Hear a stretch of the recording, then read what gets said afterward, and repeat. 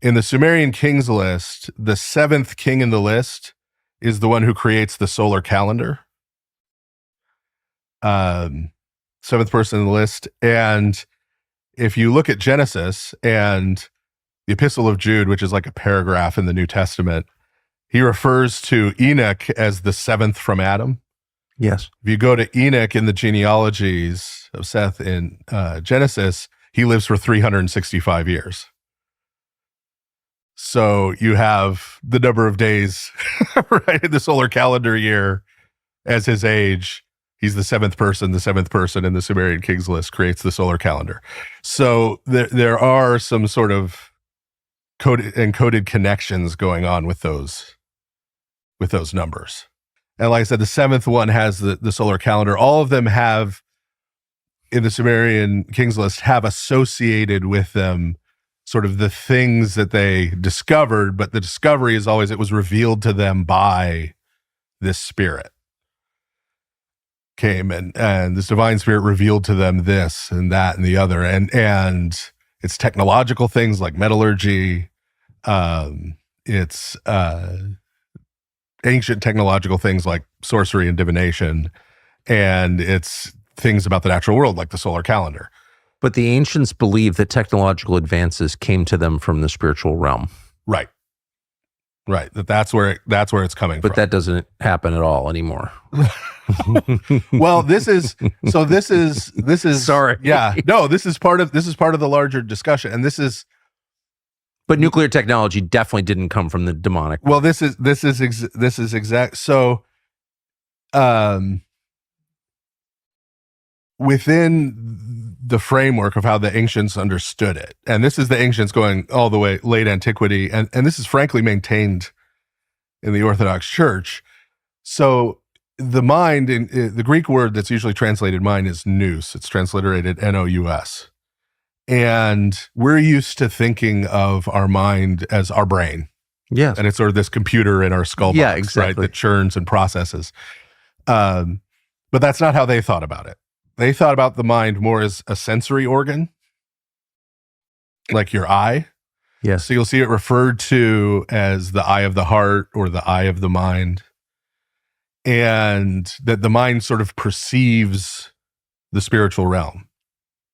And so ideas are like sights or sounds or smells.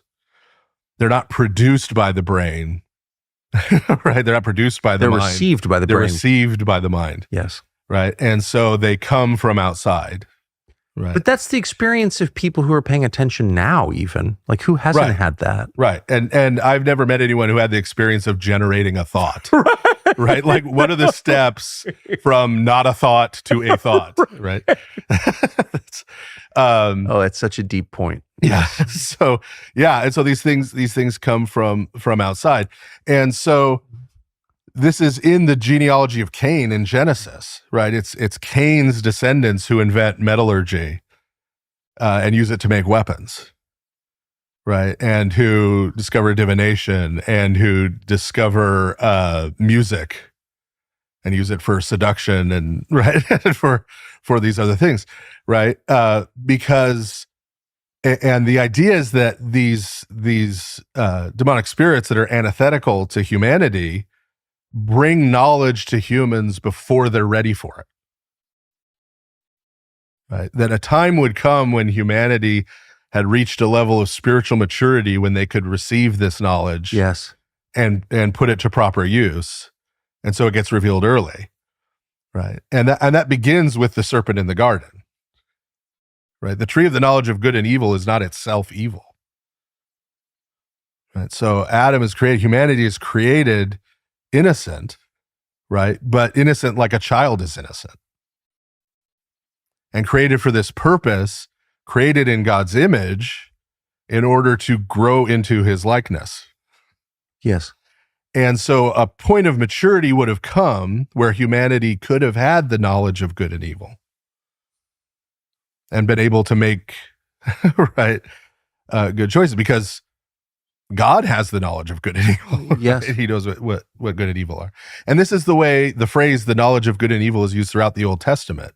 It's used to refer to a child coming to sort of what we would call the age of accountability, coming to the age where they understand good and evil, right and wrong. And so the serpent comes and promises, the devil comes and promises, no, God doesn't want you to have this because he doesn't want you to be like him.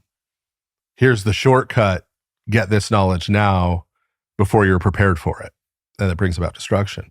So yes, right. The atomic bomb is revealed to man. We don't use it as a carbon neutral source of electrical energy, right? We use it to make a weapon. And I don't know if you're aware of this or not, but Nagasaki was the most Christian city in Japan. I'm highly aware of it. I'm highly aware of it. And yes. it's one of the first things it gets used for. Yes. Is to wipe I'm out. fixated on it, actually. Wipe out most of the Christian population of Japan. So they zeroed in on a church. Yeah. Yeah.